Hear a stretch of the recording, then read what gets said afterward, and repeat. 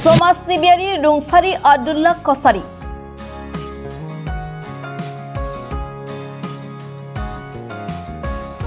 रौता बर' बाजार ओनसोलजों लोगोसे दुलाराय बर' माहारिनि गेजेराव रुंसारिनि बिहोमा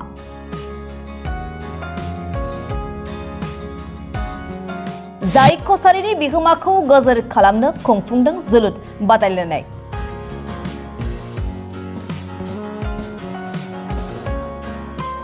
रौता बर' बाजार हालामजों लोगोसे दुलाराय बर' माहारिनि गेजेराव मेंनाय गैयै खामानि मावनायनि गेजेरजों समाज सिबियारि महरै बिहोमा होलांनाय रुंसारि आब्दुल्ला कसारी एबा मिरु एबसुनि आफादगिरि दिपेन बर'नि असे बिफानि गोसोखांथियाव थांनाय सोलिफु दाननि 14 अक्ट' खालारनिफ्राय बर' बाजार दखरा एबसु कराइबारि युवक संघ आरो दावबगामि युवक संघ बे मोनथाम आफादनि बानजायनायाव कराइबारि मैथा सेन्टारनि गेवलां गेलेग्रा फोथाराव आब्दुल्ला कसारीनि बिहोमाखौ अराय सम गोजोर खालामनाय थांखिजों खुंनाय समाज सिबियारि रुंसारि आब्दुल्ला कसारी गोसोखां सेथि जोलुर बादायलायनाया थांनाय सानखालि जोबनानै थांबाय।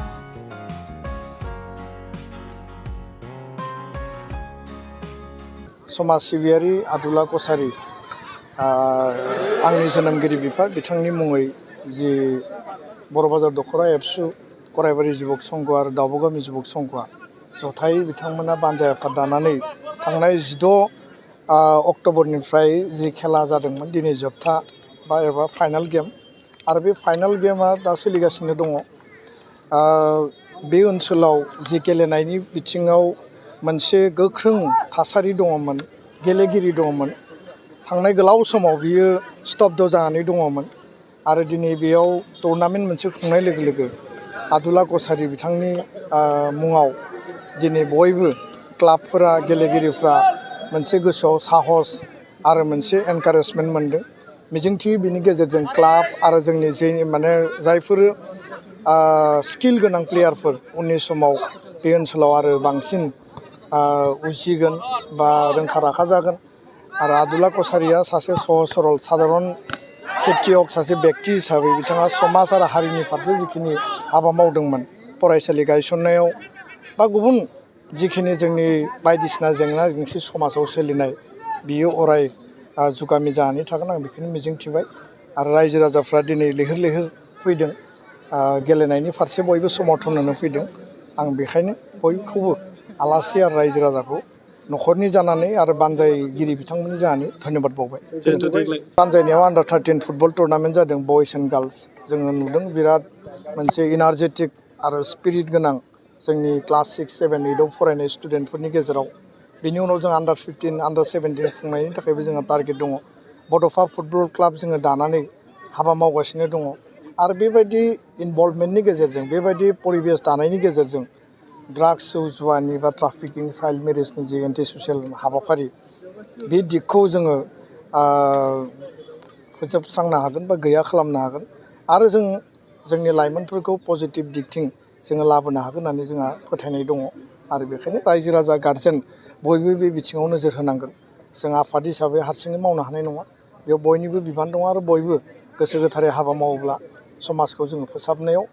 बड'फानि आदर्शजों गेरेमसा माहारि दानायाव जों जाफुंसार महर मोनगोन। बेखौ लानानै दुलाराय बर' फरायसा आफाद, बर' थुनलाइ आफाद, गान्धी हिन्दुस्तान साहित्य सभा, हारिमु आफाद जथायै जों हाबा मावगासिनो। बड'लेण्ड बिटिआर सरकारा जिखिनि जोंनो मदद जोङो हास्थायदों बिथांमोना मदद होनो थाखाय खोथा होदों आरो जोङो भलन्टारिलि